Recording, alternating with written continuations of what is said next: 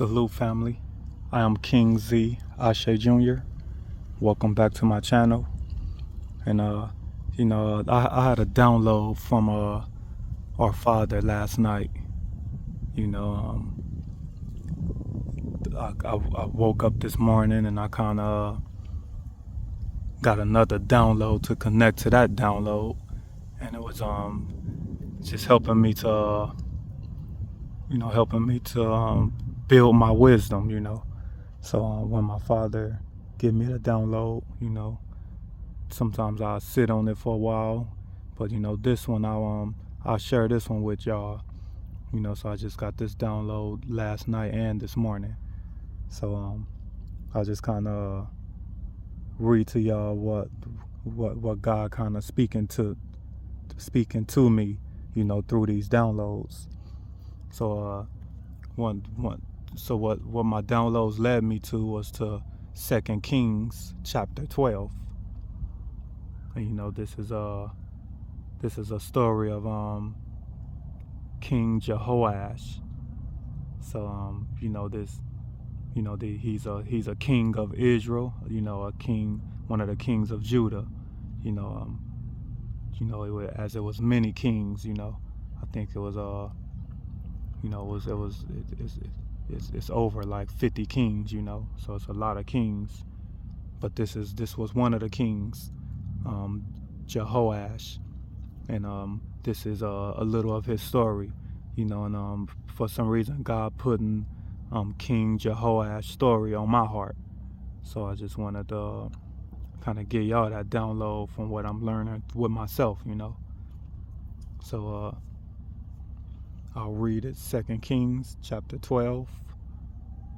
It reads, "In the 7th year of Jehu, Jehoash became king, and he reigned for 40 years in Jerusalem. His mother's name was Zibiah from Bathsheba. Jehoash continued doing what was right in Jehovah's eyes all the days that Jehoiada the priest instructed him. However, the high places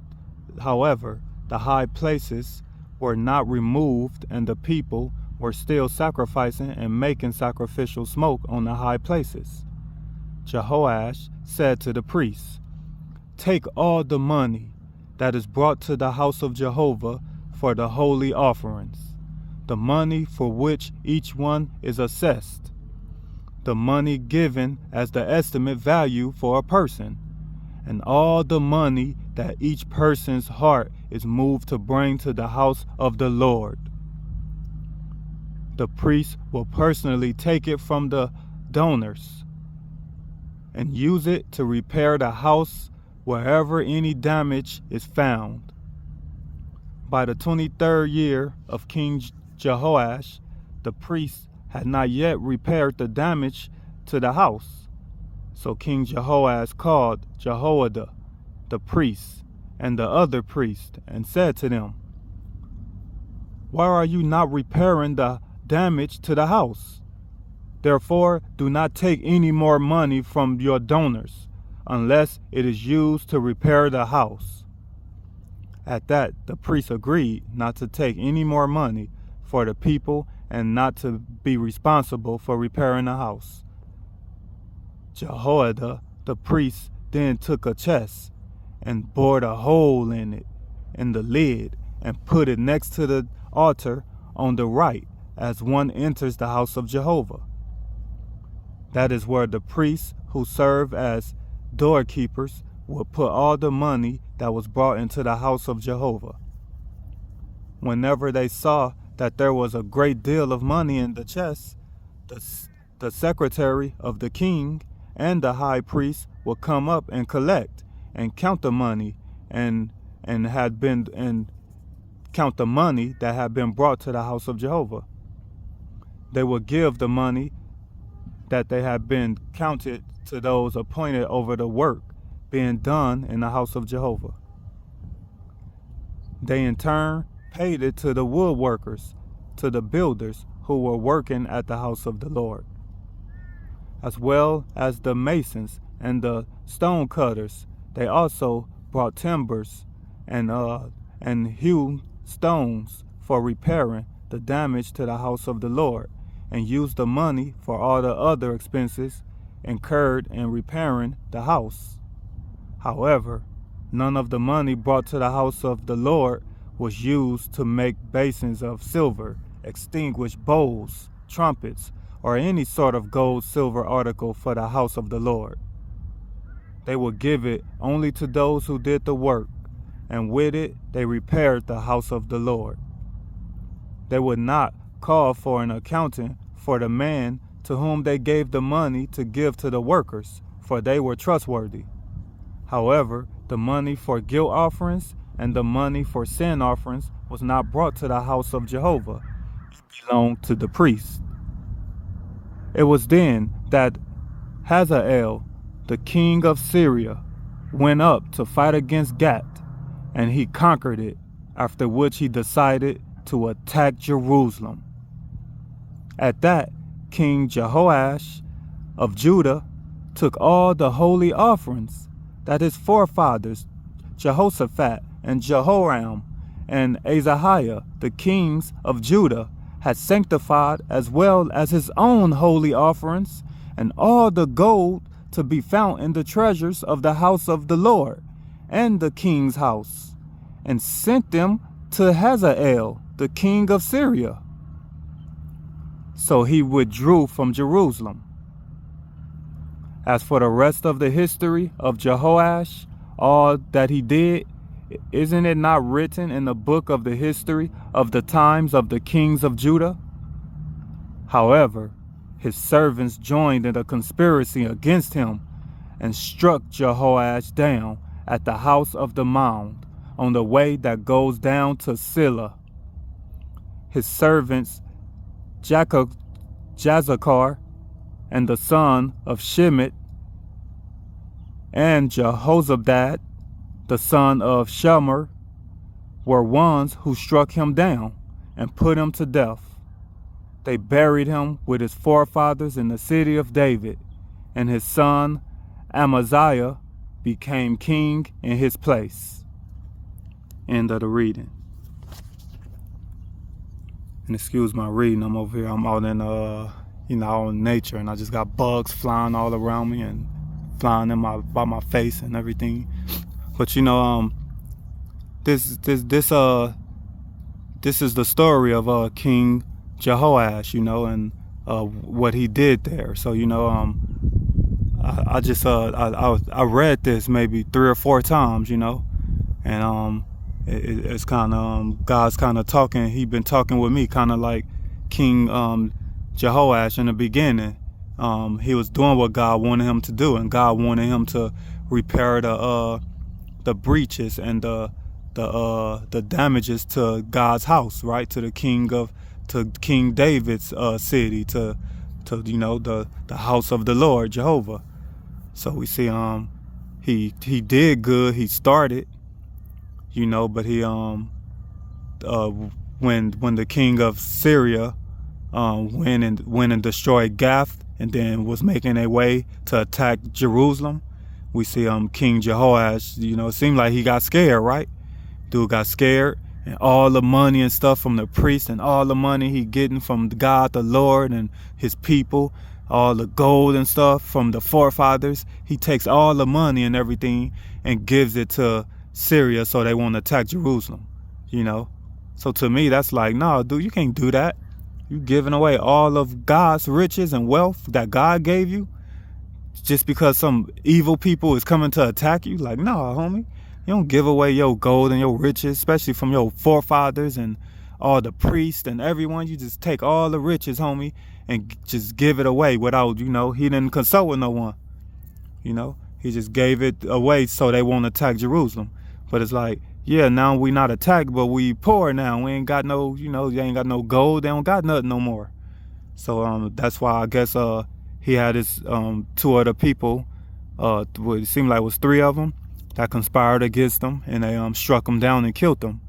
Cause yeah, man, you just gonna give away God's riches and wealth just so cause a war is coming to us, homie? Let's just fight the war, That's what God wants us to do, homie. To turn your plowshares into weapons and be ready to go to war, homie. And when a war comes, God gonna fight for us, because revenge and judgment belongs to God. So once the war comes, he gonna fight. He just want us ready. That's all. But but yeah, I was just like learning through this story. So this is just the stuff I'm learning. I'm reading it, and I'm just like, okay, and just going with everything God been teaching me. And yeah, that's just what I see. What King Jehoash, what he did wrong. He basically, it don't say he got scared or nothing, but yeah, he got scared. Or maybe someone taught him to just, hey, if you got war, somebody want to come kill you, just give them all your belongings and they'll leave you alone.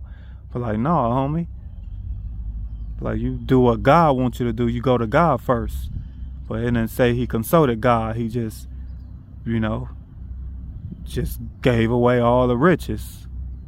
So, and because of that, he lost his life, because of his decisions to give away all the God's wealth, riches, and the gold and silver of the priests, everyone. His own people conspired against him and killed him. Because it's a few stories in here that's similar. King Jehoash, we see he did it. King Hazael of Syria destroyed Gath and came to destroy Jerusalem next. And the king of Judah, King Jehoash, decided to take all the silver, all the gold of God and of all the priests, even his own gold and stuff, of all the ancestors, everything, and just give it to the king of Syria so they won't attack them. Like, nah, man, you can't give away all of God's riches and wealth and everything the people, the priests, the women, everybody gave to the house of God, and you're going to take it and just give it to the enemy so they won't attack you. Like, nah, man, that ain't smart. That ain't wisdom. So he ended up getting killed. His own people, conspired against him and killed them because you gave away their riches, man. Gave away all they had. They probably was like, man, we'd rather go to war than just give away all our stuff our father gave us, God gave us. So so that's what I was learning with this story. As well as in my life with me being a son of God.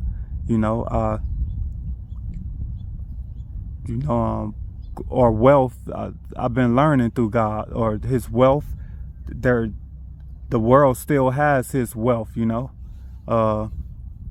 Y'all know the story with Daniel, how the king took God's utensils and had their gold and stuff, and they was drinking and partying with the Israelites' holy utensils and stuff. So God's hand came and wrote something on the wall, and the king needed somebody to interpret it. So that's how he used Daniel, But those utensils, those gold utensils, the enemy have, man. King of Babylon, they took from Israel, and until this day they still have them gold utensils. I don't know where they at. They somewhere probably in like I don't know, somewhere in maybe I was thinking South Arabia, somewhere in one of them cities or whatever. But I've been trying to research and see, like, where is God's wealth, his utensils? They still on this planet, and they got them somewhere, And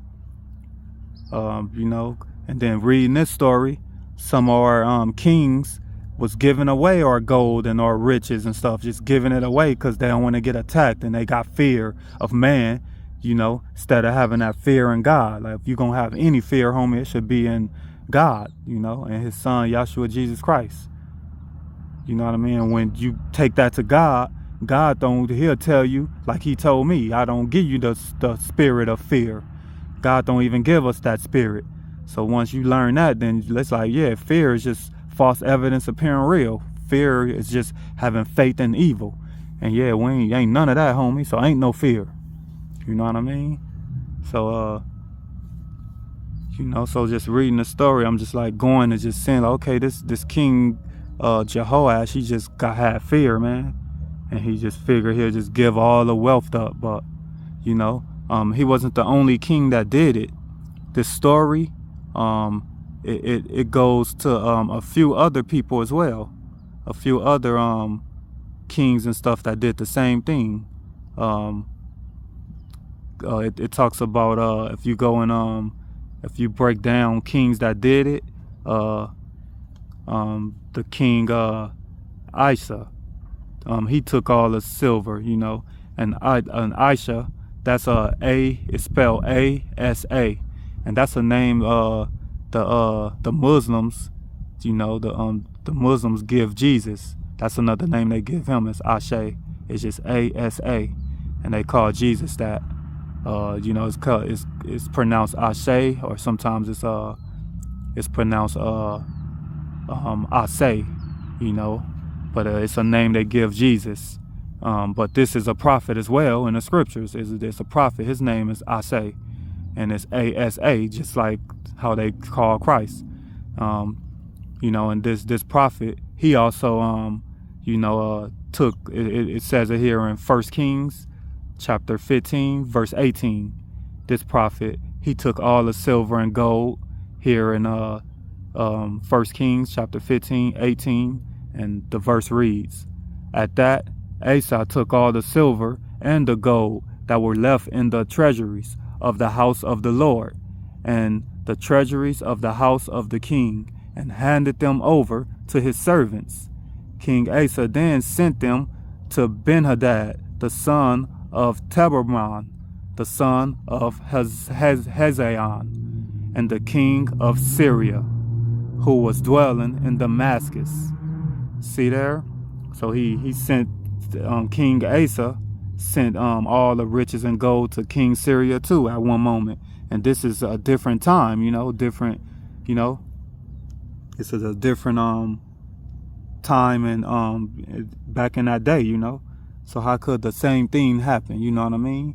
And also in 2 Kings chapter 16 verse 8, it reads about Ahaz. It says, "Ahaz then took the silver and the gold that was to be found in the house of the Lord and in the treasures of the kings of the house, and sent to the king of Assyria a bribe." See? So even Ahaz did it. And it's also another king that did it over here in 2 Kings chapter 18 verse 15. It reads, "So Hezekiah gave all the silver that could be found at the house of the Lord and the treasuries of the king's house." See, so that a lot of kings and prophets done that, took all the silvers. It don't say if they were scared or what, but it just say, it's to do with war. They don't want to go to war, and they fear of another man, so they're giving all their belongings over to the other kings, so they won't kill them, because they fear the war. So it's like, to me, that's wrong. You got to consult God first to see what God planned for you. It's a scripture where I think King Solomon says in one of his teachings, where one of his sayings, he says that first, it's smart for a man to first sit down and see if his 1,000 men could win a war against 10,000 men. He first need to sit down and calculate and consulate with himself to see if his 10,000 men, or his 1,000 men could basically win a war against his enemies with 10,000 men, So you outnumbered, you got to sit and calculate. So that was like a saying of Solomon. And, that's just something you have to sit down first, you don't just get all your money and just, no, they coming to fight me, let me just give it to you, And that's what these kings or some of these prophets did, And if you read their stories, you'll see they lost their lives because of it. Just like King Jehoash.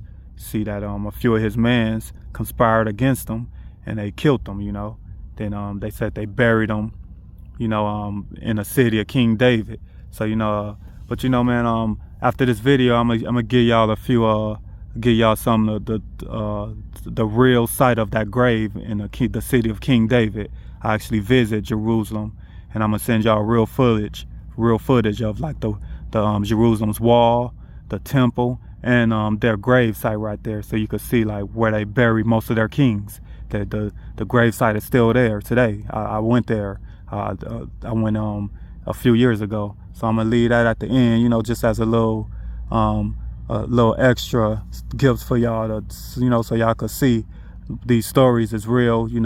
They still, the grounds is still there in Jerusalem, and it's a real place. And our kings is real. Our Father, Yeshua Jesus Christ, is real. And so salute, man. I just wanted to teach y'all that. And I'll leave y'all at the end, leave you with a little a clip from the real, the burial place on King David and the Jerusalem wall and all of that. Salute and enjoy. 1000. Solomon, and then the rebuilt by the two tribes in King Herod's, that Jesus saw. But then King Herod's temple was destroyed 70 AD. Hundreds of years there was nothing there. And when the first time the Muslims built here, 691 AD. Okay, 691 AD is the first time that they built over there. And then, where's the mosque? This one. This is the mosque. Okay, exactly, the gray one. Al-Aqsa Mosque means the most distant, according to the story, that Muhammad left the most distant place, and from here he prayed, and that's the mosque where they actually pray. Looking more to the left, actually, you know what? Don't look from the Al-Aqsa Mosque to the left. Look a little bit to the right. You see the tower there? There is like two towers. One of them is of the Church of the Holy Sepulchre that we're going to see in the Christian quarter. If you look from the Al-Aqsa, but we'll have a better view of it. If you look from the Al-Aqsa Mosque gray dome to the left, you see the white domes. That's the Jewish quarter and synagogues and yeshivas that we have. If we continue with the wall up, you can see the wall is not straight. It's like the wall is going up by the road. This is the south wall of the old city of Jerusalem. When we are looking towards the Dome of the Rock, the Golden Dome, this is the east wall of the old city of Jerusalem. So also just to give you a bit directions, our view is towards the west. We can see the wall on top of that mountain. That mountain is Mount Zion. I'm not going to talk about it too much. We're going to pass by it right now and we're going to visit it later on. But if you go from Mount Zion and the church on top, a little bit to the slope and to the left, which is also south, you can see there is a light blue dome over there. If there is someone that doesn't know what I'm talking about, look at me and I will again show it more. I think that exactly you're looking at it. Yeah. Tradition and belief that this is where the world was created from, and over there he wanted to build his temple, and he asked one guy to build his temple over there. But the guy told him, you're not going to build the temple because your hands are contained with blood, but your son will. And also the Messiah will come from your dynasty.